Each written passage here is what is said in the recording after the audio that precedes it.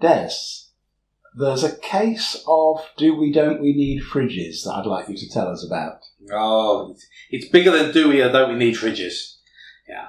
Property needs a licence. It has 6 occupants. What sort of licence? It needs an HMO licence. Yeah.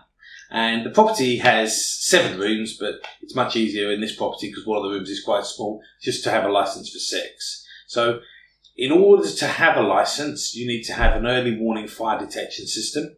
Because this property is on 3 floors, there's nothing complicated about the exit route. It was decided emergency lighting would be appropriate. And it's quite a nice house with a very, very big kitchen. And in the kitchen, there are 4 freezers and 4 fridges, along with 2 cookers and various cupboards. I think there are 36 cupboards in all in this kitchen. Wow, that's one big kitchen. Yeah. So a licence application was put into this West Midlands Council, and when it was put in, they made some demands.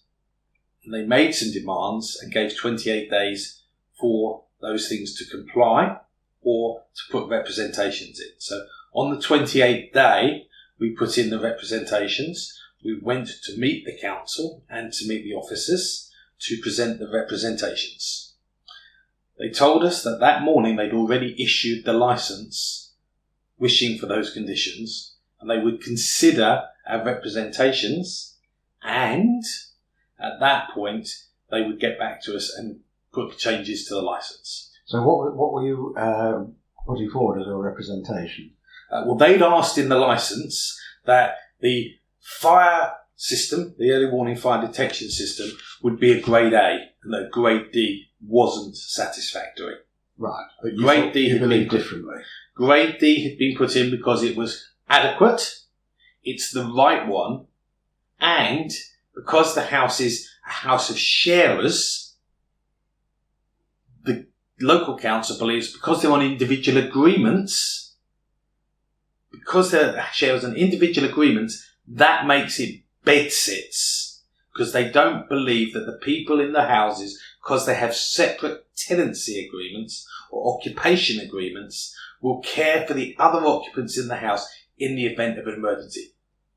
So they think if they'd been on a joint and several agreement, they would care for each other better than if they were on individual legal agreements. Yeah, and that changes the type of early warning fire detection system you need. And you just go, wow! That sounds like patent nonsense. It is patent nonsense. In addition to that, because they've decided it's bedsits, they would like in every room, they would like a food storage cupboard and a refrigerator.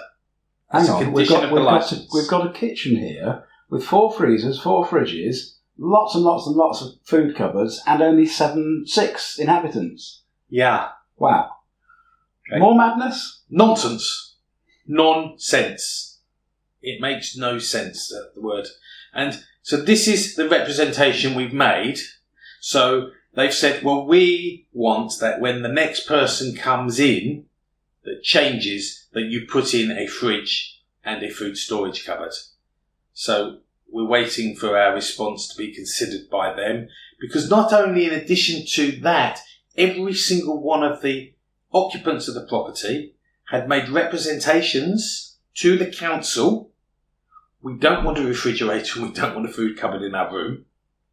The other thing that's really quite hilarious is the demand for the grade A system.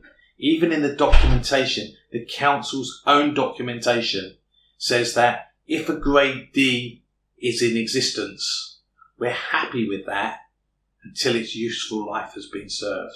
And considering that a proper fire risk assessment was done, considering that the right alarm system is in place, a detection system, really, there's a little bit of nonsense going on.